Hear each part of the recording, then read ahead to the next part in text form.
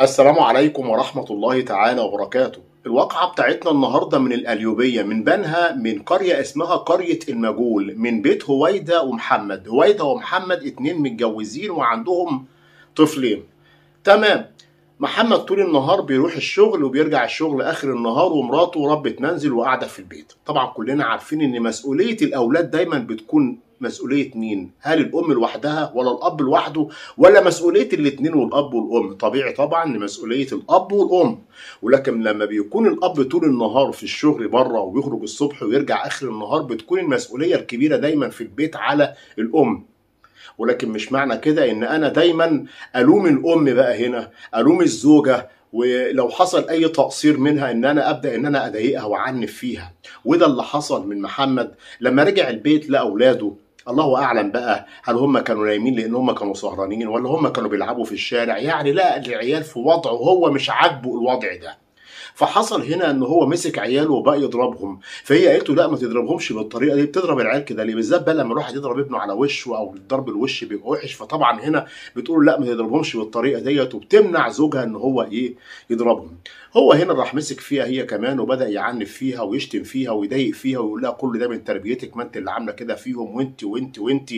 روحي شوفي فلانه فلانيه مربيه عيالها ازاي، وشوفي فلانة فلانية مربية عيالها ازاي. طبعا هنا الزوجة اتجننت لما سمعت الكلام ده. طب انت شريكي معايا في البيت، وانت سايبني طول النهار، وانا اللي طول النهار قاعدة بيهم. اذا كنت بشوف مستلزمات البيت، ولا اذا كنت بنزل اجيب حاجة عشان خاطر ان انا اعمل الاكل، ولا اذا كان ورايا غسيل، ولا وكمان تربية العيال، هل انت كمان بتلومني على ان انا قصرت في حاجة؟ يعني لو انا قصرت في حاجه عاتبني بالراحه وكلمني بالراحه، مش تقعد تقول لي شوف فلانة فلانيه بتربي عيالها ازاي، شوف مش عارف مين هي عملت ايه، انت مالكيش لازمه، وانت اللي مبوظه العيال، وانت اللي عامله ومسويه. وبدا ان هو يشتم فيها ويضايق فيها، لغايه ما الزوجه هنا لقت نفسها خلاص مش قادره ان هي تسمع الكلام ده منه. وطبعا احنا هنا يعني مش مع الزوجه في اللي هي عملته.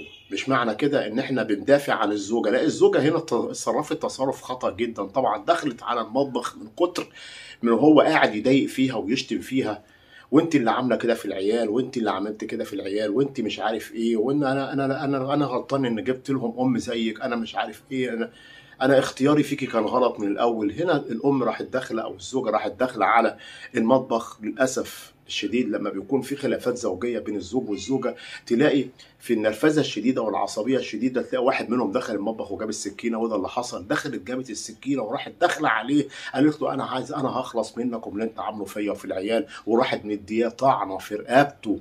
وطبعا كلنا عارفين ان طعنه الرقبه دي خلاص بتجيب الاجل على الاخر. طبعا على طول الراجل مات في الحال.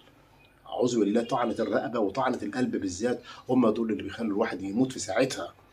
وحصل حقيقي، الزوج مات في ساعتها. هي شافت المنظر ده جالها انهيار عصبي، وبقت تصوت وتعيط، ومش عارفه هي عملت كده ليه وعملت كده ازاي. ما هو اللي عمل كده فيا، هو اللي وصلني لكده. الصوت بتاعها طبعا لم الناس طبعا ايه اللي انت عملتيه دوت يا هويدا. لم طبعا على طول لموا جت الاجهزه الامنيه وقبضت على الزوجه اللي كانت في حاله صعبه جدا وفي حاله انهيار عصبي، وتقول انا هسيب عيالي دلوقتي لمين؟ ابوهم مات وانا هدخل السجن. وكل ده من ايه؟ كل ده علشان خاطر احنا يعني خلافاتنا الزوجيه يعني بنأفور فيها قوي.